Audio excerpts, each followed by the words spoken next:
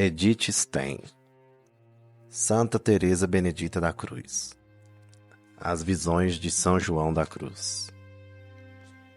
Morrer com Cristo na cruz para ressuscitar com Ele é o que se torna realidade para cada devoto e, em particular, para cada sacerdote no santo sacrifício da missa. Segundo a doutrina da fé, trata-se da renovação do sacrifício na cruz.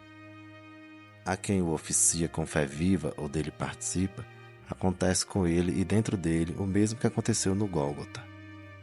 João servia na Santa Missa quando criança e, sem dúvida, também na ordem até sua ordenação sacerdotal. Sabemos, pelos relatos biográficos, que simplesmente olhar para a imagem de uma cruz podia levá-lo ao êxtase. Como deve ter embevecido o sacrifício verdadeiramente consumado, já como participante que servia e, especialmente mais tarde, quando ele mesmo oferecia. Temos notícia da primeira missa que ele celebrou, no mosteiro de Santa Ana em Medina del Campo, em setembro de 1567, talvez na oitava da Natividade de Maria, a presença de sua mãe e de seu irmão mais velho Francisco e da família deste último. O santo temor o fizera recuar perante a dignidade sacerdotal, e somente a obediência às ordens de seus superiores fez com que superasse suas dúvidas. Pois bem, no início da santa celebração, o pensamento de sua indignidade devia ser particularmente vívido. Despertou-se nele o desejo ardente de ser completamente puro, de tocar o Santíssimo Sacramento com mãos imaculadas. Do fundo de seu coração, brotou a súplica para que o Senhor o livrasse de ofendê-lo mortalmente. Ele queria sofrer a dor do arrependimento por quaisquer erros em que pudesse cair sem o auxílio de Deus, ainda que sem culpa de os ter cometido. No ato de consagração, ouviu as palavras: "Concedo-te o que me pediste". Desde então, confirmou-se na graça e teve a pureza de coração de uma criança de 2 anos. Ser livre de culpa e ainda assim sentir a dor. Não é essa a verdadeira unidade com o Cordeiro Imaculado, que tomou sobre si os pecados do mundo? Não é esse o Getsemane e o Gólgota? A receptividade à grandeza do santo sacrifício, por certo, jamais diminuiu em João. Sabemos que em Baeza, certa vez, ele deixou o altar em êxtase sem terminar a Santa Missa.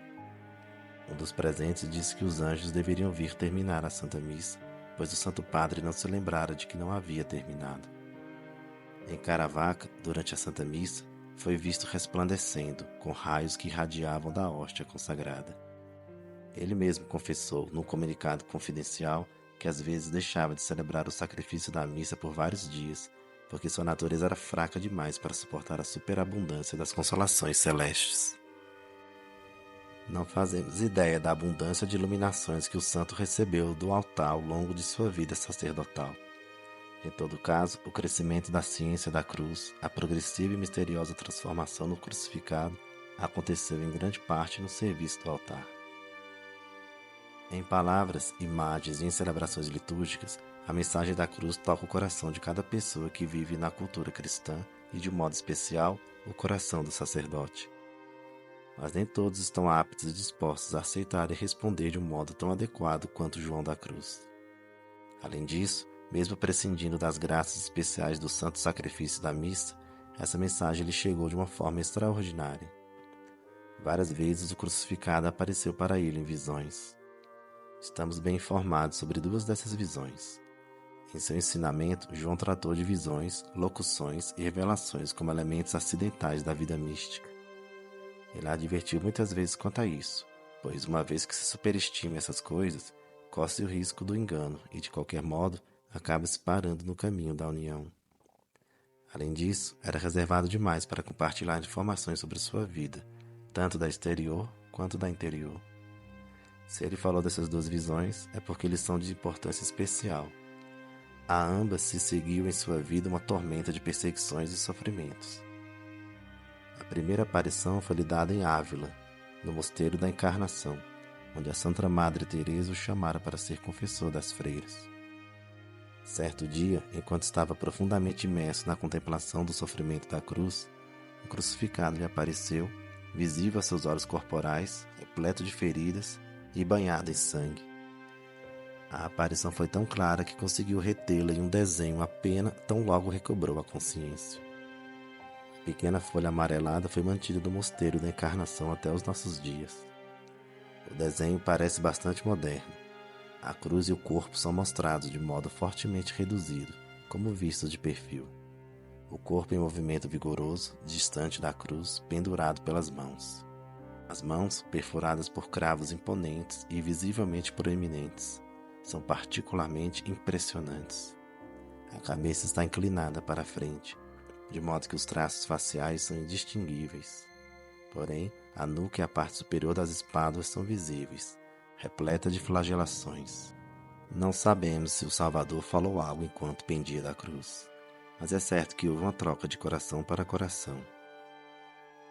A segunda aparição, já no final de sua vida, ocorreu em Segóvia.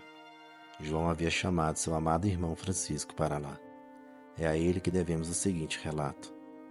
Quando já estava lá por 2 ou 3 dias, pedi-lhe que me permitisse ir embora. Ele me disse para ficar mais alguns dias, uma vez que não sabia quando voltaríamos a nos encontrar. E essa foi a última vez que o vi. Certa noite, após o jantar, ele me pegou pela mão e me levou até o jardim. E quando nos encontrávamos a sós, ele me disse: "Vou lhe confiar algo que me aconteceu com Nosso Senhor. Tínhamos um crucifixo no mosteiro, e certo dia, quando me encontrava diante dele, pareceu-me que seria melhor colocá-lo dentro da igreja. Era meu desejo que ele fosse honrado não apenas pelos frades, mas também por pessoas de fora. E assim o fiz, tal como cogitei. Depois de colocá-lo na igreja da maneira mais adequada que pude, certo dia pus-me diante dele em oração. Então ele me disse: Irmão João, pede-me o que devo conceder-te pelo serviço que me prestaste. E eu, de minha parte, disse-lhe: Senhor, o que eu quero de ti são somente sofrimentos para suportar por ti, e que eu seja desprezado e desdenhado. Quando João expressou esse desejo, suas condições de vida eram tais que sua realização poderia facilmente resultar de condições naturais. Frente do Carmelo reformado encontrava-se o provincial Nicolas Doria, o temperamental e zeloso homem, que queria moldar a obra de Teresa de acordo com suas próprias concepções. João defendeu vigorosamente o legado da Santa Madre e as vítimas do fanatismo, o padre Jerônimo Gracian e as Carmelitas. Em 30 de maio de 1591, abriu-se o capítulo dos Carmelitas Descalços em Madrid. Antes de partir para lá, o santo despediu-se das Carmelitas de Segóvia. A prioresa, Maria da Encarnação, exclamou com grande emoção: Padre, quem sabe se a vossa reverendíssima não sairá como provincial desta nossa província? Eles vão me jogar no canto como um trapo velho de cozinha. Foi a resposta de São João. E assim de fato aconteceu. Ele não exerceu mais nenhum cargo e foi enviado para a solidão de La Penuela. Para lá seguir os relatos de aflições entre as freiras carmelitas. Elas foram interrogadas para coletar provas contra João. Procuraram-se motivos para expulsá-lo da ordem. Pouco tempo depois, sua última doença o obrigou a deixar La Penuela, onde não havia assistência médica disponível. Assim ele chegou à última estação de sua via sacra, Úbeda. Coberto de feridas supuradas, encontrou ali no prior, o padre Francisco Crisóstomo, um feroz adversário, que lhe satisfez plenamente o desejo de ter um tratamento degradante. Assim ele alcançara o cimo do Gólgota. Há ainda um terceiro testemunho de que João recebeu influências extraordinárias das imagens da cruz. É algo que deve ter acontecido com maior frequência do que nos é atestado. Consideramos todas essas influências como mensagens de encorajamento e preparação para o carregamento da cruz. Mas tudo aquilo que de um modo simbólico reunimos sob o nome da cruz, todos os fardos e pesares da vida, precisa constar como parte da mensagem da cruz, uma vez que é por meio dela que se pode obter a mais profunda ciência da cruz. O santo conheceu o sofrimento e a inveja desde os primeiros anos da infância. A morte precoce do pai, a luta da mãe para conseguir o pão de cada dia para os filhos, seus próprios esforços, sempre frustrados, para contribuir com o sustento da família, tudo isso deve ter causado uma impressão muito profunda no jovem. Há relatos sobre o período posterior que oferecem alguma perspectiva de sua vida interior. Certa tarde, em Ávila, João chegou à hora que ressoava o Ângelus, depois de ouvir as confissões na igreja do mosteiro, e seguiu pelo caminho estreito até a casinha onde morava com seu colega, o padre Germano. De súbito, um homem o atacou e bateu nele com tantas pauladas que o fez cair por terra. Tratava-se da vingança de um amante cuja presa ele arrebanhara para Deus. Ao relatar essa aventura, João acrescentou que jamais, em toda a sua vida, recebera tão doce consolação, receber o mesmo tratamento que o próprio Salvador e experimentar a doçura da cruz. E realmente ele experimentaria. Na madrugada do dia 3 para o dia 4 de dezembro de 1577, alguns calçados e seus cúmplices invadiram o alojamento dos dois confessores do mosteiro e os levaram detidos. Deste momento em diante, João ficara desaparecido. A Santa Madre, por certo, descobriu que ele fora detido por o prior Maldonado. Mas não se sabia para onde até 9 meses depois, após sua libertação. Com os olhos vendados, João foi conduzido pelos bairros baldios até o mosteiro de Nossa Senhora em Toledo, o mais importante mosteiro carmelita da Regra Mitigada em Castela. Ele foi submetido a interrogatório e, por se recusar a abandonar a reforma, tratado como rebelde. Seu cárcere era um aposento estreito com cerca de 3 metros de comprimento por 1,8 metro de largura, no qual ele, embora de estatura baixa, mal conseguia ficar em pé, como mais tarde relatou Teresa. Essa cela não possuía janela nem ventilação, exceto por uma fresta no alto da parede. O prisioneiro, para rezar o breviário, precisava subir na cadeira do pobre pecador e esperar pela claridade dos reflexos dos raios do sol na parede. A porta estava trancada com um cadeado. Em março de 1578, quando chegara a notícia de que o padre Germano fugira, a câmara em frente à cela também fora trancada. O prisioneiro era conduzido ao refeitório, onde se sentava no chão para comer pão e água, a princípio todas as noites, depois 3 vezes por semana e, por fim, apenas às sextas-feiras.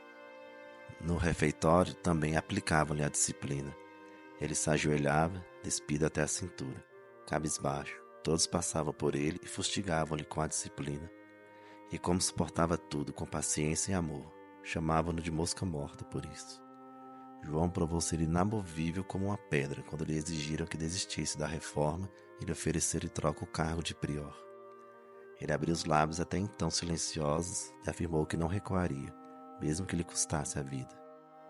Os jovens noviços, testemunhas dos insultos e abusos, choravam de compaixão e, admirados com sua paciência silenciosa, afirmaram: "Este é um santo." Seu hábito ficava encharcado com o sangue dos açoitamentos. Ele, porém, precisava voltar a vesti-lo e conservá-lo durante os 9 meses de cárcere. Pode-se imaginar seu sofrimento, considerando que os meses de verão são escaldantes. Para ele, a comida causava tanto mal que chegou a considerar que queriam envenená-lo. Ele fazia um ato de amor a cada mordida para afugentar a tentação da calúnia. No entanto, houve ainda privações mais dolorosas. Em 14 de agosto de 1578, o prior Maldonado, acompanhado de 2 religiosos, visitou a cela. O prisioneiro estava tão debilitado que mal conseguia se mexer.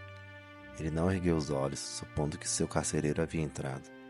O prior cutucou-o com o pé e perguntou-lhe por que não se levantara em sua presença. Quando lhe pediu perdão e afirmou que não sabia quem estava ali, padre Maldonado lhe perguntou: "No que estavas pensando para estar tão absorto?" "Eu pensava que amanhã é festa de Nossa Senhora, que seria um grande consolo se eu pudesse celebrar a missa." Como deve ter sofrido durante os longos 9 meses em que jamais lhe permitiram celebrar o Santo Sacrifício. Ele precisou passar a festa de Corpus Christi, na qual costumava passar por horas a fio em oração perante o Santíssimo, sem a Santa Missa e sem comunhão. Desalentado, entregue à maldade de inimigos encarniçados, atormentado de corpo e de alma, desamparado de qualquer consolo humano e até da fonte de força vital eclesiástica e sacramental, poderia haver uma escola de cruz mais árdua? E, no entanto, esse ainda não era o sofrimento mais profundo. Nada disso poderia separá-lo do trinitário manancial em cuja fé encontrava-se seguro. Seu espírito não estava confinado na cela. Poderia acender aquela fonte que flui pela eternidade, imergir em suas profundezas insondáveis, na torrente que inunda tudo o que foi criado, até seu próprio coração. Nenhum poder humano podia separá-lo de seu Deus. Mas o próprio Deus podia retirar-se dele. E o prisioneiro experimentou esta noite mais escura ali mesmo em sua cela. Ora, onde te escondeste, amado, e me deixaste com gemido? Este angustiado grito de sua alma ressoou na prisão de Toledo. Mas esse era o sofrimento mais profundo. ao qual não se compara nenhum infortúnio terreno. E, no entanto, era a prova de um amor de predileção. Parecia levá-lo à morte, mas era o caminho para a vida.